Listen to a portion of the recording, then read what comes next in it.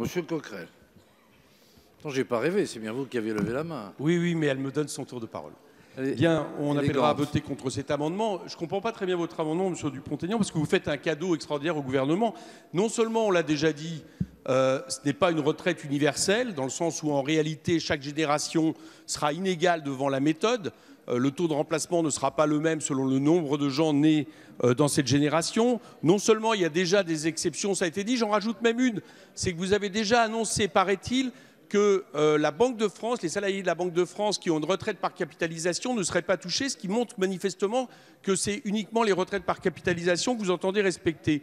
Mais en plus de ça, ce système est injuste, puisqu'il va faire en sorte que les Français dorénavant partiront toujours plus tard, 65, 66, 67 ans, ce qui ne peut pas être considéré comme preuve d'une justice sociale. Et enfin, pérenne, d'un point de vue financier, on ne sait même pas, puisque les mesures que vous avez prises, alors on l'a dit, pour les paliers au-dessus de 10 000 euros qui vont coûter la bagatelle à peu près 3,5 milliards à 4 milliards par an, on ne sait pas où vous allez aller chercher l'argent. On l'a dit aussi sur la retraite, les taux d'employeurs de l'État qui vont pour l'instant laisser un trou de 42 milliards où on a bien compris que vous allez faire des budgets dorénavant d'austérité, il va falloir que les retraites s'adaptent à ça. Donc ce système n'est ni universel, ni juste, ni pérenne, il est exactement tout l'inverse.